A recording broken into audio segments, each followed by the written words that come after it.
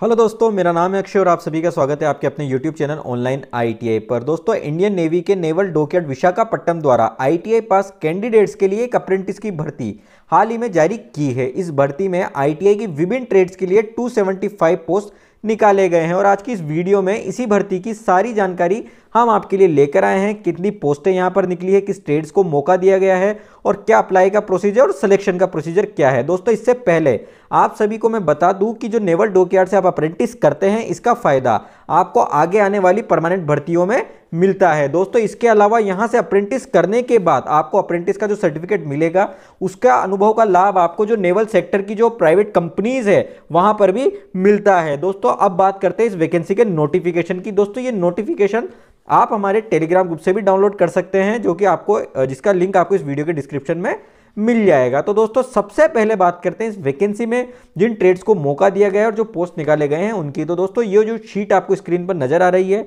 इस नोटिफिकेशन के, इसके अनुसार mechanic, diesel machinist, mechanic, foundry man, fitter, pipe fitter, mechanic, machine tool maintenance, electrician, instrument mechanic, electronics mechanic, welder, gas and electric, sheet metal worker, shipwright, wood painter, mechanic, mechatronics, computer operator and programming assistant यानी COPA, इन trades को यहां पर मौका दिया गया है और इनके जो पद निकाले गए इसके इन ट्रेड्स के अनुसार वो यहां पर आप सामने देख सकते हैं कैटेगरी वाइज। तो दोस्तों, टोटल 275 पोस्टें यहां पर निकाली गई है। ये सारी डिटेल्स आप यहां पर इसमें चेकआउट कर सकते हैं। अब बात करते हैं अप्लाई करने के लिए एलिजिबिलिटी की। तो दोस्तों, सबसे पहले आपको 10 पास होना जरूरी है और 10th में आपके मिनिमम 50% अंक होना जरूरी है। इसी तरीके से आपको ITI, NCVT और SCVT से होना जरूरी है और ITI में आपके 65% मार्क्स होने चाहिए, तभी आप इसमें अप्लाई कर सकते हैं। दोस्तों, जो ये नेवल डॉकयार्ड की अप्रेंटिस निकलती है, एक प्रेस्टिजियस अप्रेंटिस की वैकेंसी होती है और इसमें सिलेक्शन का क्राइटेरिया और एलिजिबिलिटी का क्राइटेरिया भी हायर होता है। तो इसमें अप्रेंटिस करने का अगर आपको मौका मिलता है तो ये आपके लिए अच्छी अपॉर्चुनिटी हो सकती है।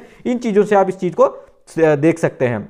एज की अगर बात करें तो मिनिमम 14 ईयर्स के कैंडिडेट्स में अप्लाई कर सकते हैं, लेकिन कुछ ट्रेड्स में 18 वर्ष मिनिमम एज लिमिट रखी गई है। साथ ही अगर बात करें मैक्सिमम एज की, तो यहां पर मैक्सिमम एज का कोई क्राइटेरिया फिलहाल नहीं बताया गया है। रिजर्व कैटेगरी की बात करें तो SC, ST, OBC कैटेगरी, इसके अलावा आर्म फोर्सेज या उनके चिल्ड्रन, ये रिजर्व कैटेगरी में रखे गए। इसके लिए आपको रिक्वायर्ड सर्टिफिकेट यहां पर प्रस्तुत करने पड़ेंगे। अप्लाई करने का प्रोसेस बहुत ही सिंपल है। ये आपको ऑनलाइन और ऑफलाइन दो मोड पर यहां पर अप्लाई करना है। सबसे पहले आपको apprenticeshipindia.gov.in यानी NAPS पोर्टल पर अपना रजिस्ट्रेशन करना होगा। दोस्तों, आप सभी को पता होना चाहिए कि किसी भी अप्रेंटिस की भर्ती में अप्लाई करने के लिए आपका रजिस्ट्रेशन अप्रेंटिस इंडिया यानी NAPS पोर्टल पर होना जरूरी होता है। अगर आपने अपना रजिस्ट्रेशन अभी तक NAPS पोर्टल पर नहीं किया है तो आई बटन पर क्लिक करके हमारी वीडियो को देखकर अपना रजिस्ट्रेशन NAPS पोर्टल पर कर लें और अपनी प्रोफाइल को पूरी तरीके से कंप्लीट कर ले। साथ ही उसी पोर्टल पर आपको इस वैकेंसी के लिए अप्रेंटिसशिप अपॉर्चुनिटीज में जाना है और इस्टेब्लिशमेंट नेम में नेवल डॉकयार्ड,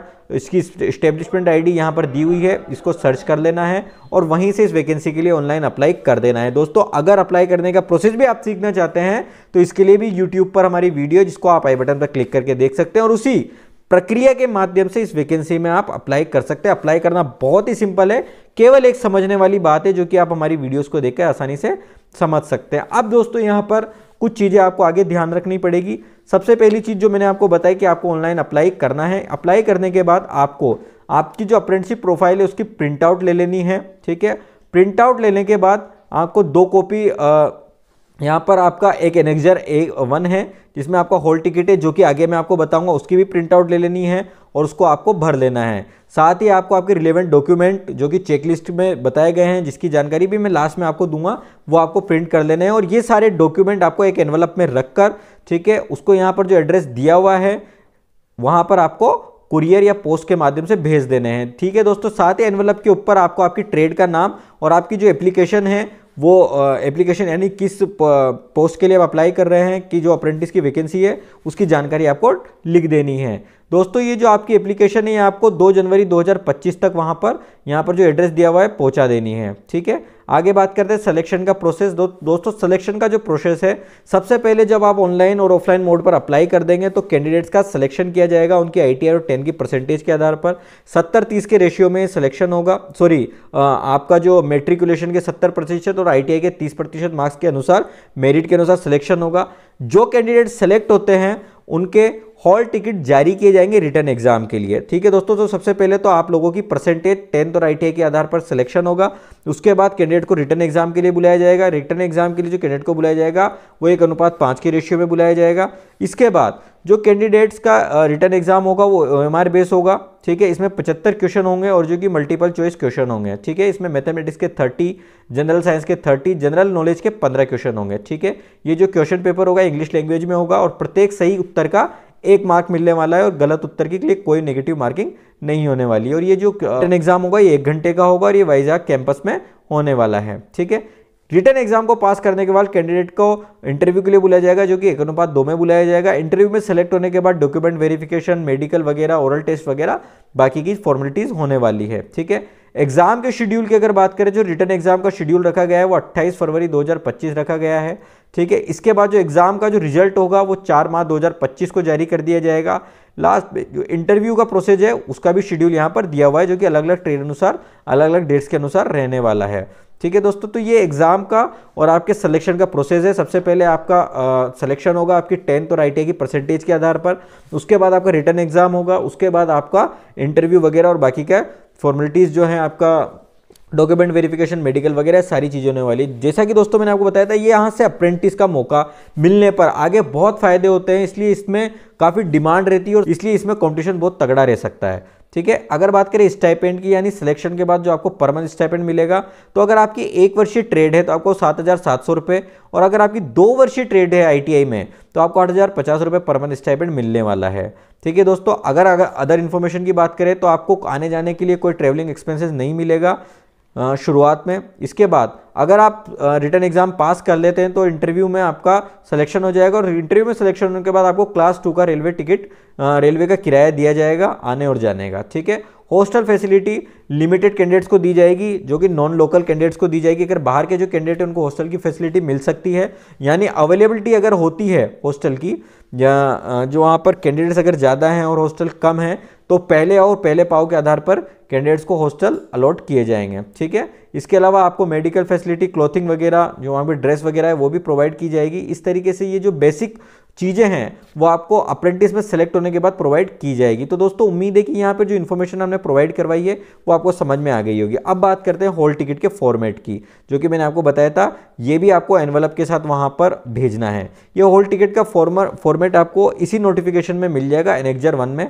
यहाँ पर आपको कुछ डिटेल्स भरनी है। सबसे पहले तो आपको आपका लेटेस्ट फोटोग्राफ चिपकाना है यहाँ पर। ठीक है, और इसके अलावा जो फोटोग्राफ है वो 1 महीने पुराना नहीं होना चाहिए। आप जिस भी ट्रेड में अप्लाई करना चाहते हैं उसका नाम आपको यहाँ लिखना है, आपका नाम लिखना है 10th की मार्कशीट के अनुसार, आपकी डेट ऑफ बर्थ लिखनी है यहाँ पर 10th की मार्कशीट के अनुसार। ये सारी चीज़ें भरनी है आपको। पर्सनल डिटेल में आपको पिताजी का नाम, आपका postal address, email ID, Aadhaar number, mobile number, identification marks.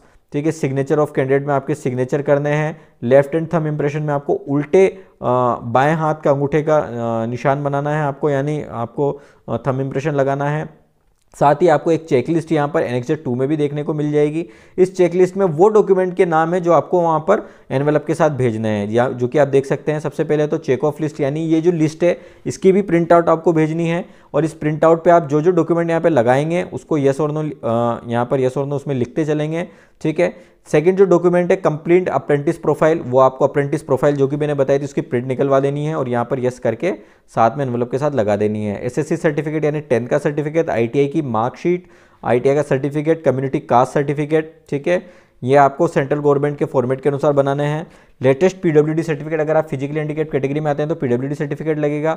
ठीक है, अगर आप एक सर्विसमैन कैटेगरी में है तो उसके डॉक्यूमेंट्स लगेंगे। अगर आपके पेरेंट्स अभी भी सर्विस में तो वो डॉक्यूमेंट आप लगा सकते हैं। Self attested of Aadhaar card, आपके आधार कार्ड की सेल्फ अटेस्टेड कॉपी लगेगी। ठीक है, इसके अलावा अगर सेल्फ एड्रेस एम्प्टी एनवलप, आपको एक आपके एड्रेस के साथ एक खाली लिफाफा भी भेजना है, 25 रुपये का उस पर पोस्टल स्टैम्प भी लगाना है। ठीक है, जिससे कि अगर आपका सिलेक्शन रिटर्न एग्जाम के लिए होता है तो आपको जो आपका हॉल टिकट है आपके एड्रेस पर पहुंचाया जा सके। ठीक है, और आपका जो ओरिजिनल हॉल टिकट है उसकी 2 कॉपी आपको भरकर भेजनी है। ठीक है, जो कि हॉल टिकट मैंने आपको बताया था एनेक्जर 1 में, उसकी 2 कॉपी आपको भेजनी है। तो दोस्तों ये प्रक्रिया आप अच्छे से समझ लें। नीचे वाला पार्ट है आपको नहीं भरना है, इसमें आपको किसी तरह की छेड़खानी नहीं करनी है। तो दोस्तों सबसे पहले तो चेक ऑफ लिस्ट में आपको ये डॉक्यूमेंट है इनकी प्रिंट निकाल लेनी है, उनको सेल्फ अटेस्टेड कर लेना है, यानी आपके साइन करके।